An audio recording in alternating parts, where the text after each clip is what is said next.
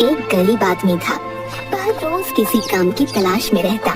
कहीं कोई काम दे तो ठीक, नहीं तो पास के जंगल से कभी लकड़ियां बटोरकर, फल फूल तोड़कर या कोई बूटी ढूंढकर बेच देता था।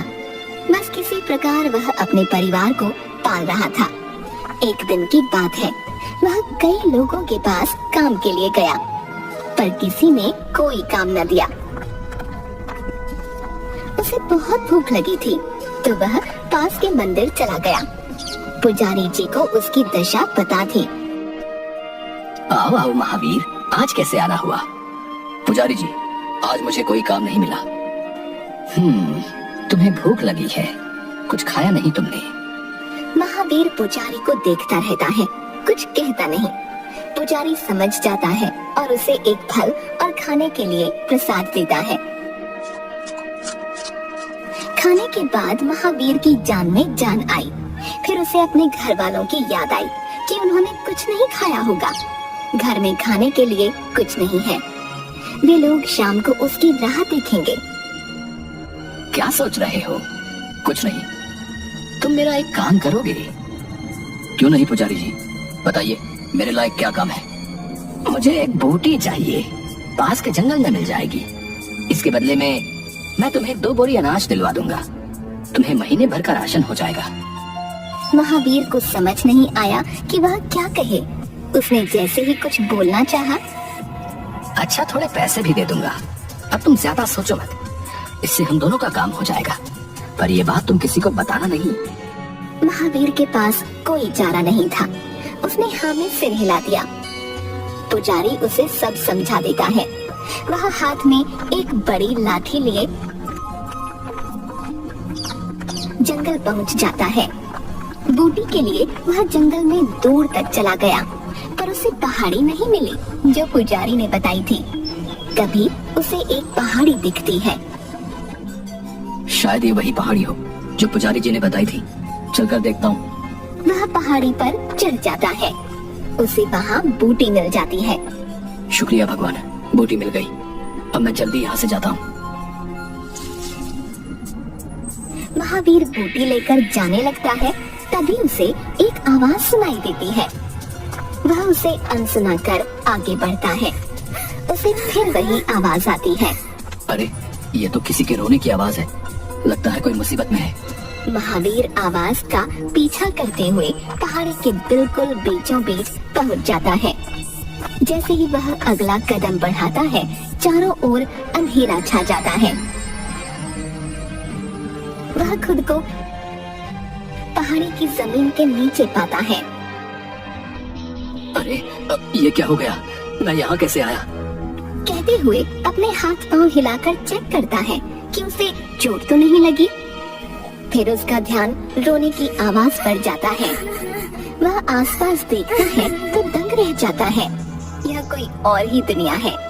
आधे इंसान, आधे जानवर या पक्षी, आदमी, औरत, बच्चे, बूढ़े आदि। ऐसा ही जानवर रूपी एक बच्चा जोर जोर से रो रहा था। देखकर महावीर घबरा गया। मैं कहाँ आ गया? उसकी बात सुनकर वे जानवर रूपी इंसान हंसने लगे। क्या तुम मेरी बात समझ सकते हो? हम सबकी बात समझ सकते हैं, जिंदा हो या मुर्दा, मिट्टी, पेड़, पानी, हवा, पत्थर, सबकी। अब मुझे यहाँ से जाने दो। जाओ जाओ, हमने थोड़ी तुम्हें बताया था। तुम खुद आए थे, खुद ही जाओ। यहाँ से जाने का कोई रास्ता तो बताओ। सब हंसने लगते हैं। हमें नहीं पता। महावीर सोचता है कि वह कहाँ फंस गया। अब वह अपने घर कैसे जाएगा? इतने में रोने वाले बच्चे, खरगोश जैसा दिखने वाला की आवाज तेज हो गई। पहले कोई से चुप कराओ। तुम्हें क्या परेशानी है? तुम चुप रहो। क्यों चुप रहो? तुम अपने आप को क्या समझते हो? चुप है। ऐसा कहते हुए वह उसे मारने लगता है। दोनों की भयंकर हाथापाई हो जाती है। पहले नाखूनों, पंजों के बार से दोनों लहूलुहान हो जाती हैं। दोनों को बहुत चोट आती है। अरे कोई रोको तो इन्हें, नहीं तो एक दूसरे को मार डालेंगे। बस करो तुम दोनों। उसके ऐसा कहते ही दोनों लड़ना बंद कर देते हैं। अभी हमें झगड़ा बंद करके शाप से मुक्त होने के बारे में सोचना है। ठीक से बताओ, क्या कहना चाहते हो? वे सभी पहले इंसान थे और एक गांव में रहते थे। ये सभी लोग हमेशा एक दूसरे को तंग करते रहते। लड़ाई झगड़ा ठगबाजी तो रोज का काम था। स्वार्थ लालच जलन का तो क्या कहना। एक बार हमारे गांव में एक सिद्ध महात्मा जी आए। हम सब ने उनका बहुत अपमान किया। उन्होंने गुस्से में हमें शाप दे दिया कि हम सब अपने अपने कर्म के हिसाब से जानवर बन जाएं। फिर हमें दुनिया से दूर यहाँ बंद कर दिया। मूर्ख हो सब। कह सकते हो। मुझे यहाँ से जाना है। यहाँ से जाने का कोई रास्ता नहीं। तुम्हें हमारी मदद करनी होगी। कैसे? इस शाप से मुक्ति के केवल दो रास्ते हैं। एक है यहाँ किसी तरह सूरज की रोशनी पहुंच जाए और दूसरा है किसी साधारण इंसान की बलि। इससे देवता प्रसन्न हो जाएंगे और हम भी। पागल हो सब। किसी इंसान को मारकर कौन से भगवान खुश होते हैं? चुप, ले चलो इसे। सब डरते हुए महावीर को देवता की मूर्ति के पास ले जाकर खड़ा कर देते हैं। ये शुभ काम मैं करूंगा। रुको, पहले इसके शरीर के सभी अंग देख लो, ये पूरा है कि नहीं, वरना बलि कबूल नहीं होगी। बंदर रूपी आदमी महावीर के पैर, पेट, सिर, आंखें चेक करने के बाद गुस्से से गुर्राया। हो गया सब बेकार। इसके बाएं हाथ में 6 उंगलियां हैं। यह देख सब जमीन पर बैठ जाते हैं। खरगोश रूपी बच्चा फिर से रोने लगता है। इसका मतलब हमें कभी मुक्ति नहीं मिलेगी। सूरज की रोशनी तो यहाँ कभी नहीं आ सकती। और वह भी रोने लग जाती है। मुझे जाना है। जाओ, अब तुम्हारा यहाँ कोई काम नहीं। पर एक बात याद रखना, हमारा भेद तुम्हारे सिवाय किसी को पता न चले, वरना तुम्हारे साथ क्या होगा हम नहीं जानते। कोई रास्ता? हमें नहीं पता। पता होता तो क्या हमारी ये हालत होती? महावीर चलकर पूरी गुफा को हाथ लगा लगा कर ध्यान से देखता है।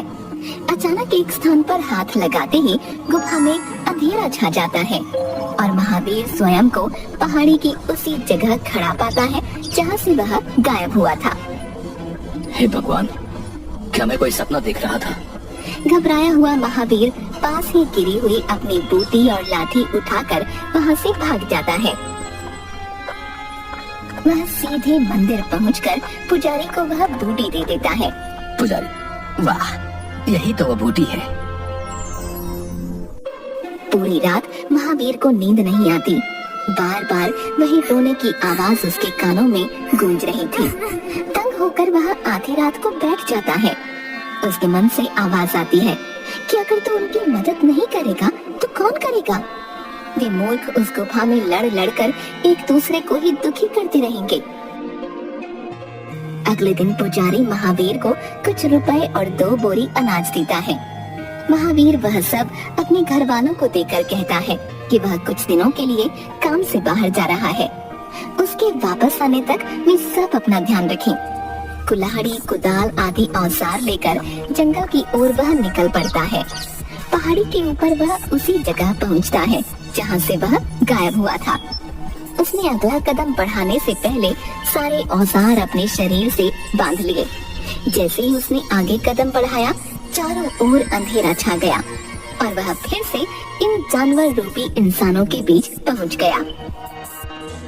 तुम फिर से यहाँ क्यों आए हो? तुमने हमारा भेद किसी को बताया तो नहीं? नहीं, मैं यहाँ तुम्हारी मदद करने आया हूँ। अब तुम हमारे किसी काम के नहीं, वरना हम क्या पागल हैं जो तुम्हें जाने देते? शाप से मुक्त होने का दूसरा उपाय भी है। कभी सोचा है उसके बारे में? हम इतने भी मूर्ख नहीं हैं। कोशिश कर चुके हैं, एक पत्थर तक नहीं टूटा। मैं पूरी कोशिश करूंगा। करने दो इसे जो करना चाहता है। महावीर कई दिनों तक छत को तोड़ने की कोशिश करता है। बाकी लोग भी उसकी मदद करते हैं। बड़ी मुश्किल से वह एक गड्ढा करने में सफल हो जाता है। गड्ढे से सूरज की किरणों के अंदर आने पर महावीर का चेहरा खिल जाता है, पर बाकियों के चेहरे पर उदासी थी। देखो, देखो धूप आ रही है। कहाँ है धूप? महावीर समझ गया कि केवल वही धूप को देख सकता है और कोई नहीं। वह उस गड्ढे से निकलकर पहाड़ी के ऊपर पहुंच जाता है, पर बाकी जानवर रूपी लोगों को कुछ दिखाई नहीं देता। उन्हें लगा कि महावीर अचानक गायब हो गया। ये अचानक कहाँ गायब हो गया? महावीर पहाड़ी के ऊपर खड़ा सोचता है कि वह अब क्या करे, कुछ समझ नहीं आ रहा। वह सोचता है कि इस बार वह यहीं से खुदाई करेगा। पहाड़ी का मुआयना करते करते वह बूटी वाले छोटे पेड़ के पास पहुंचा। जमीन कच्ची होने से वह वहीं खोदना शुरू कर देता है। थोड़ी देर बाद एक बड़े पत्थर के टुकड़े के गिरते ही नीचे से खुशी से चिल्लाती हुई आवाजें आती हैं। धूप आ गई, धूप आ गई। महावीर ने ध्यान से देखा। धूप सीधे नहीं बल्कि बूटी वाले पेड़ से छनते हुए नीचे जा रही थी। वह पूरा रहस्य समझ गया और सभी जानवर सुंदर इंसान बनकर उसके सामने खड़े मुस्कुरा रहे थे। हमें शाप से मुक्त करवाने के लिए धन्यवाद दोस्त। आपके इस उपकार के बदले हम कुछ नहीं दे सकते। एक पत्थर का टुकड़ा देते हुए, इसे रख लो भैया, हम चाहते हैं कि आप इसे रख लें, यह आपके कुछ काम जरूर आएगा। और वे सब वहाँ से एक नए और सुंदर जीवन की शुरुआत करने के लिए चले जाते हैं। महावीर भी अपने घर आ जाता है। महावीर ध्यान से देखता है, वह साधारण पत्थर नहीं, हीरा था। उसे बेचकर मिले रुपयों से वह अपने काम करने लगता है और उसकी गरीबी दूर हो जाती है।